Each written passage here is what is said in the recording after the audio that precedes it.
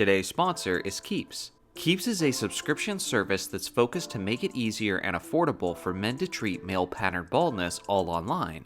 It's simple. You consult online with a real doctor who you have constant access to through online messaging, and they automatically ship generic options of the FDA-approved medications. 2 out of 3 men experience some form of male pattern baldness by the time they're 35. The best way to prevent hair loss is to do something while you still have hair left. Keeps has more 5-star reviews than any of its competitors, and that's why hundreds of thousands of men trust Keeps for their hair loss problem. So if you're ready to take action and prevent hair loss, go to keeps.com/Johnny or click the link in the video description to receive 50% off your first order. That's keeps.com/Johnny and take advantage of that 50% off your first order by clicking the link below.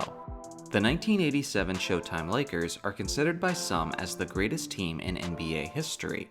One of the major reasons why people think that was because of their quick and explosive fast break offense, and possibly the best example of that was on February 4th, 1987, when the Lakers achieved what was probably the quickest blowout in NBA history. The Kings had absolutely no answer for the Lakers' high-octane offense, and on the other hand, they could barely score a basket of their own. Calling it a beatdown would be a huge understatement, as the Lakers finished the quarter with a 40-4 lead. With the game sealed so quickly, it comes as no surprise that every single Laker played under 30 minutes that night. The 2004 Detroit Pistons are widely considered as one of the greatest defensive teams of all time. Some would even go as far as calling them the greatest defensive team of basketball history. To support their case, they have numerous NBA records, like the fewest points allowed per game during modern playoff history, and the most games holding teams under 35% from the field. But in my opinion, their most impressive record is how the Pistons held the opponent under 70 points in 5 straight games, which is a modern NBA record. They held the Blazers to 68, then the Nuggets to 66, Sonics at 65, Bulls at 65, and then the 76ers at 69. The thing is, that streak could have been even longer, as the 6th game was a matchup with the defending Eastern Conference champion, the New Jersey Nets. The game was a blowout and it was in the final seconds, and New Jersey was sitting at 69 points. With 20 seconds left, all Detroit had to do was dribble out the clock. But New Jersey didn't want to be on the embarrassing side of history, so they intentionally fouled the Pistons, that way they would get the ball back and try to score. And that's exactly what they did with barely a second remaining. Imagine actually fist pumping because you helped your team get barely 70 points in a blowout. But I guess that basically sums up what it was like to go against the 2004 Pistons. There have been 26 times in NBA history where a player has made at least 11 3-point shots in a single game. The crazy part is that Steph Curry by himself has nearly half of them, representing 12 out of those 26 games. You'll often hear people, including yours truly, talk about how Wilt Chamberlain was one of the most athletically gifted people in human history, which is certainly true, but not enough people talk about the remarkable athleticism of his rival, Bill Russell. Not only has Bill straight up jumped over a dude mid-game, but back in 1956, Bill could have been an Olympian leaper in the high jump competition, but he instead turned it down to enter his professional basketball career. At the time, according to Track and Field News, Russell was ranked as the 7th highest leaper in the entire world and as the 2nd highest leaper in all of the United States. In Russell's graduation year, he participated in the West Coast Relays and achieved one of his highest jumps at 6 feet 9 1/4 inches, a leap so impressive that it tied him with Charlie Dumas. That's a really big deal, especially when you realize that Dumas later went on to win the gold medal for the high jump competition in the 1956 Olympics. Again, this athleticism from Russell was coming from a man who was 6 foot 10 inches tall. It's really quite mind-boggling when you consider the odds of 2 freakishly athletic giants like Chamberlain and Russell both playing basketball in the 60s and sharing the same rivalry. Imagine the game of basketball without dribbling.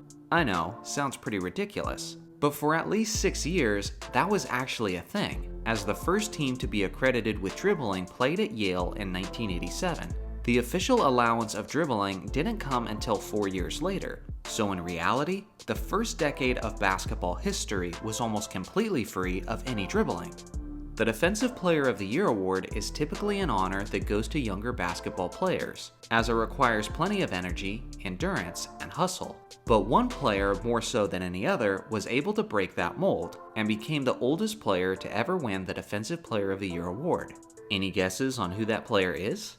It's the all-time great rim protector and defensive anchor of the 2001 East champions, Dikembe Mutombo, who was nearly 35 years old at the time that he won the award.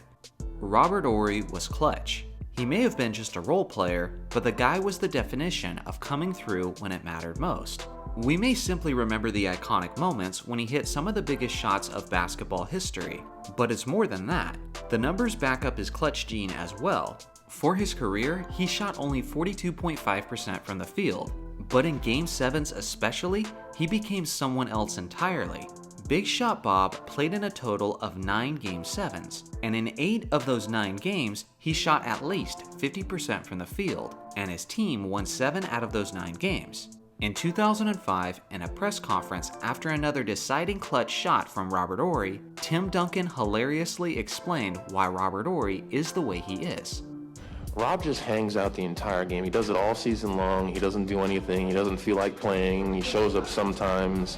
And then you put him in a fourth quarter in a big game, whether it be regular season or the playoffs, and he's like, okay, it's time to play now.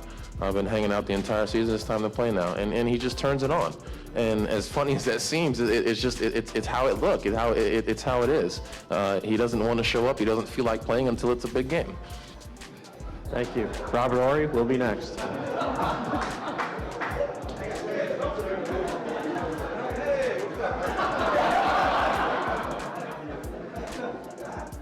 Kobe Bryant was never afraid of taking the big shot. He wasn't afraid of getting hit in the face with a ball, and honestly, you're gonna have a hard time naming anything that Kobe Bryant was scared of. But you couldn't categorize him as fearless, because there was one thing that the Mamba definitely feared: bees. When asked what he feared in an interview, Kobe said, "I don't F with bees, man. Other than that, I ain't afraid of nothing." Shaquille O'Neal was a horrible free throw shooter. Everybody knows this. Even my friends who don't watch basketball know this. But if you ever tried to criticize Shaq for his terrible free throw shooting, he always has one quick response. He always made them when they counted. Honestly, as a Lakers fan who was watching every game when Shaq was with us, this is how I remember it, as it always seemed like Shaq came through in the clutch. Well, I've recently got some stats on that. We'll define clutch free throws as free throws attempted in the fourth quarter of a one-possession game, and non-clutch free throws will simply be everything else. From the year 2000 through the end of his career in 2011, Shaq took 6,449 regular free throws and made 3,356, which is a success rate of 52%. On the other hand, Shaq took 607 clutch free throws and made 306, which is a success rate of 50.4%. So basically, no. Shaq was terrible in ordinary times, and he was terrible when his team needed him. I guess Shaq said it so many times that even I started to believe it, but I guess you learn something new every day. Bill Russell is probably the most clutch big game performer that the NBA has ever seen. I understand that Jordan fans probably won't like to hear that, but before you completely disagree, at least consider these facts from Bill Russell. In his career, Bill Russell played in a total of 10 series-deciding 7th games in the postseason. He never lost a single Game 7. In those 10 Game 7s, he was leaned upon heavily, as Bill played in 488 out of a possible 495 minutes.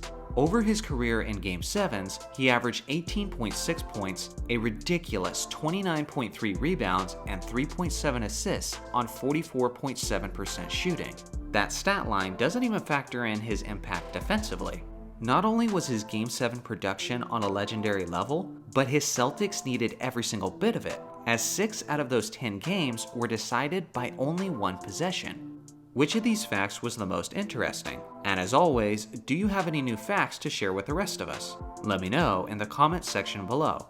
Thanks for watching as always, make sure to like and subscribe for more basketball content, and I'll see you guys in the next video.